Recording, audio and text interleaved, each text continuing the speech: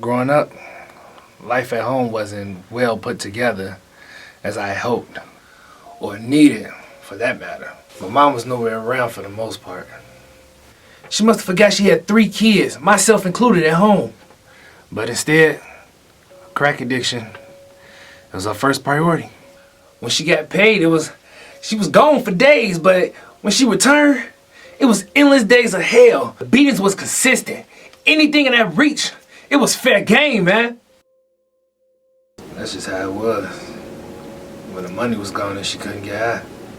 I don't even want to mention the things that she did or let happen to us just to get it. I remember the lights being off and no one was there to help us. I had to fend for all of us. At 14, that's when I made the choice to do what I had to do. Had to make sure we were straight. But it was up to me to stop us from freezing or getting put out on the street. Selling drugs led to gangs, and that's when I actually thought I had people in my corner, like my new family. However, all of that, I got caught up in situations I never thought I've encountered. Robbing people, shootouts, hitting legs, cracking cars, Lost my bros in the streets. Back to back, too. Now at 27, I'm in the same position. I'm wondering if I'm gonna get shot next. Is this the end? I had a game plan. Helping him, in turn, would help me. In the beginning, it was all about having fun. We saw each other every single day. Talking, texting, dating. My family instantly fell in love with the person that I presented. One night on the lakefront, we shared our childhood stories. I decided to give him my body. After that night, I was sure, totally sure, a ring, a proposal, a name change, something. It was on the way. After receiving a huge promotion on my job, I decided to move into my own place. I was so excited until I put the key in the door and she was sitting on my couch, looking dumb. The argument of a lifetime began, so I killed him with my words. Then without warning, he picked me up and threw me against the wall. As I slid down, I was met with a 1-2 combo of punches. That pain from those hits were nothing compared to what I felt in my heart. Now, I walk around on pins and needles with a stranger that mirrors the guy that I fell in love with. At this point, I'm almost out of ways to hide the bruises, excuses, to hide the disrespect. I want to get out so bad. I just don't know how. Is this the end? Losing a parent is hard. The sleepless nights, the crying nights, the days when you just want to snap on any and everybody. The days when you just want to be left alone. Holidays you wish that would never come. Wish they never existed anymore. The hole that you feel will never be filled again. Man, losing a parent is hard. The mess you have to pick up after, the family that you have to deal with, the loved ones that you thought would be there and not. There's so many layers to this thing. The siblings that you have to care for, the birthdays that are to come. The questioning to God.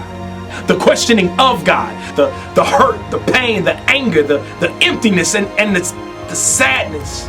The time when your day is just fine and something hits you. It hits you. And the next thing you know, you're crying.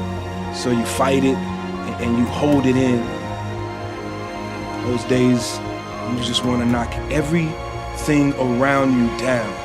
Those days when everything around you reminds you of them. Those days, it just doesn't seem fair. Those days when the pain just seems too hard to bear. Those days when all you do is stare at the wall. Don't answer the phone when people call. Stare, and you're wondering if people really care. Do they really care how I feel? Do they even really care if I had a meal? Or if I'm eating too much? Because I'm dealing with so much. Do they see the sadness behind the smile? Do they see the water filling your eyes? Do they see just how much you try? Do they even realize you hate to cry? You hate to even acknowledge these thoughts and feelings, but they continue to linger around. So you find yourself face first on the ground. People say that time heals all. Pray it, and better days are to come. You'll learn to deal with it. Give it to God. And in all of this, I believe it's true. This is something that I still have a hard time getting through. What should I do? Is this the end? So, my name is Megan. I'm 26 years old. I'm single, 3 kids, 3 baby daddies. No transportation, no job, tight living space, and little government help.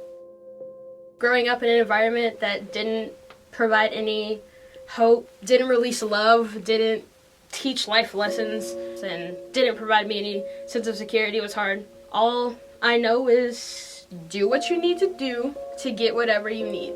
And some might say that in a positive way, but in my house, that's exactly what that is. Whatever.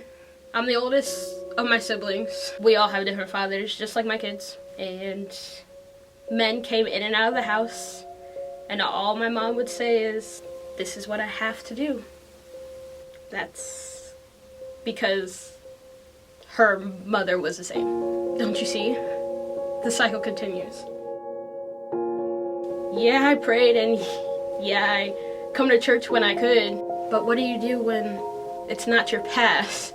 It's a bloodline curse that has a grip of you. When it's the curse that's actually guiding every decision, and it's the very thing that's causing the disconnect between you and God.